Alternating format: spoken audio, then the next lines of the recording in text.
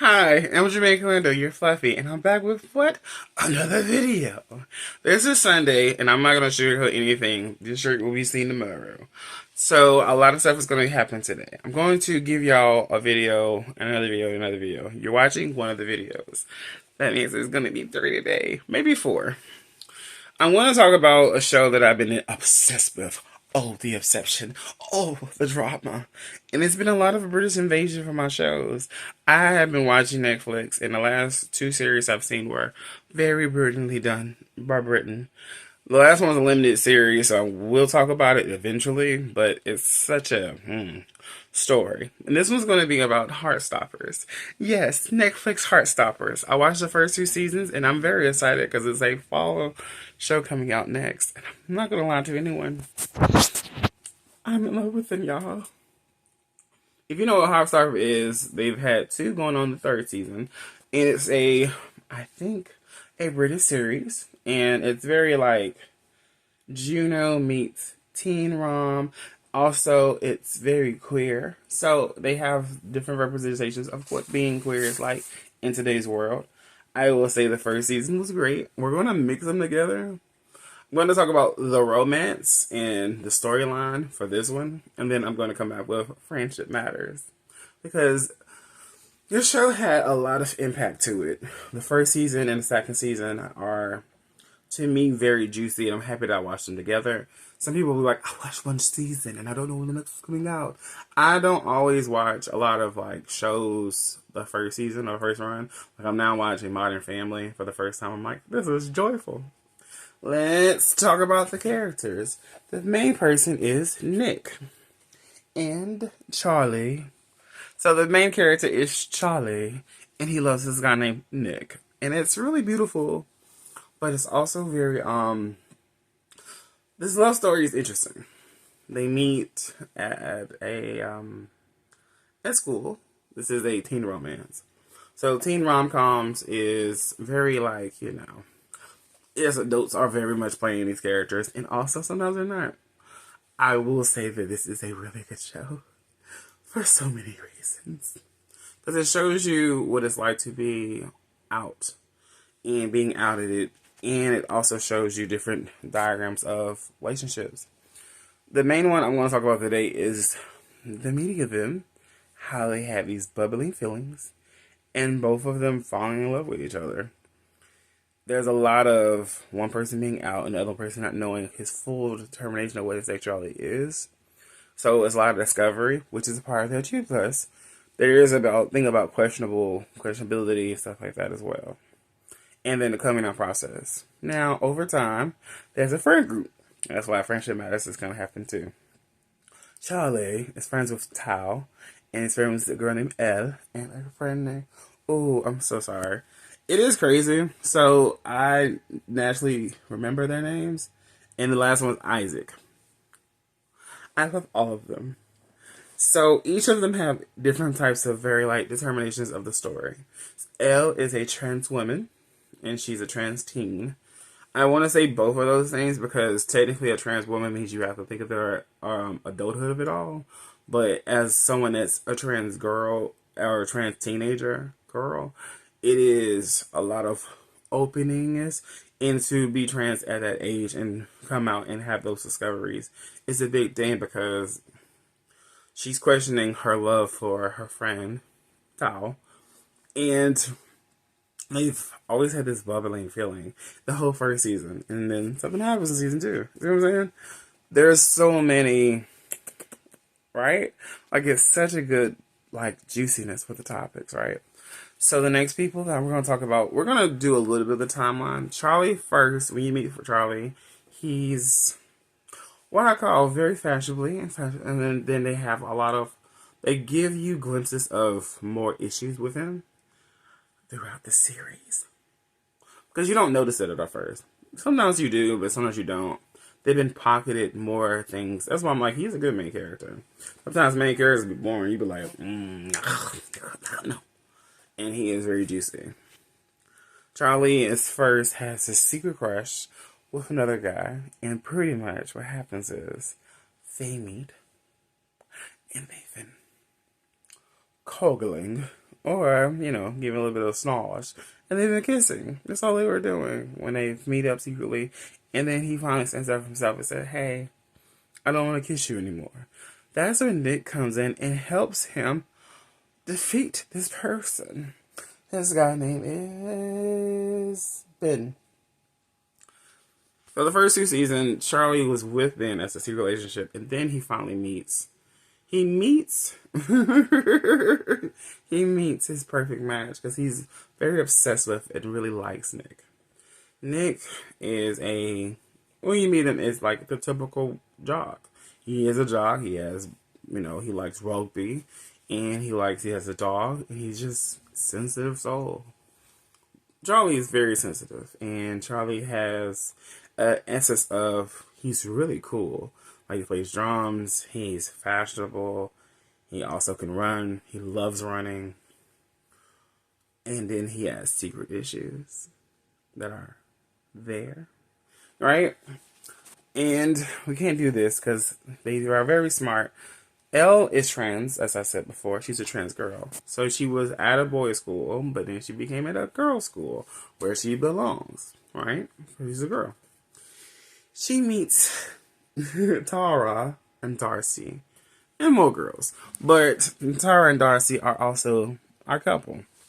So they kind of have glimpses of the first season showing you what it's like to grow up, kind of like a version of what it looks like to be in a gay relationship, and a version like it would be like in a lesbian relationship. Both versions are gay, but different terminologies for the sexes of a male and the sexes of a woman, right? You with me? You're following, right?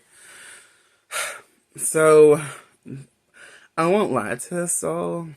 So basically, Darcy is out, proud, everything, and she gives her strength to Tara. And basically, mainly the first season is all about like Tara discovering, and then she wants to be out. Same thing happens with actually Nick. Nick likes Charlie. He really does like Charlie most of the story, and then pretty much they make out, they figure it out, and then they go from there. Because pretty much everyone does not know what Nick is. Nick does not know what he is. Nick found out the discovery of his bisexuality happens. Tara thinks she's a lesbian. She's been kissing Darcy, and then she also wants to come out, but she's scared because of the notoriety. Now, they also add textures to these characters. Tara is black, and Darcy is white. There's a lot of additives to that story because it's a very dimensional thing that a lot of people don't actually think of. So when you're in a relationship, it's quite complexing. Even in Britain, we're like, what, Britain too? Yes, Britain too. Can you believe? I'm going to have a bad accent this whole time. Let's get into it. All right. So pretty much, they have also some saviors. They have good teachers. Charlie has the art room. They have a secret place at the art room where him, Elle, Tao, and Isaac meet up a lot and they can just talk and everything like that. There is also horror with this story because basically Charlie gets outed the year prior and he dealt with a lot of stuff. And he dealt with a thing that you see in season 2. But you notice it on season 1. So Charlie has an eating disorder. And it is very complexing to watch because, first off, he is very brave and really supportive and very loving of his relationship. His budding relationship with Nick. And you see it more and more. Now, throughout the course of the story, there is 2 seasons. They have 8 episodes, both seasons. Netflix is not like everybody else. You know Netflix a Netflix series when you be like, 8 episodes? Perfect. 30 minutes episodes? Perfect. It gives you a lot of pop, right? Season 1, it was like, basically, you see the start. Season 2 is when you add a lot of the gravitas of the characters. Like, Charlie has a loving sister that I love her the most. And he has parents. You see his mom, you see his dad. You don't see them all the time, but you see them, right? And then there's season 2, where Charlie has Nick. You meet his mom, and his mom's there the whole time. And then season 2 happens. You see Nick's now brother that moved back in because he's home for college or home for a reason. And then you meet also Nick's dad. You meet Nick's dad at a certain way because they introduced that Nick is, oh, he's spicy too. He's not just British, he's French as well. And they have a trip to Paris. I just want to go to Paris, right? So that's pretty much a part of the whole timeline, right? The additives is that you see glimpses of Tara relationship with her mom, and her mom accepted that she is gay, but also like grandma's not cool with it, okay? And you also see that Darcy out in the world is a proud lesbian, but at home is not at all. You won't see it to the end.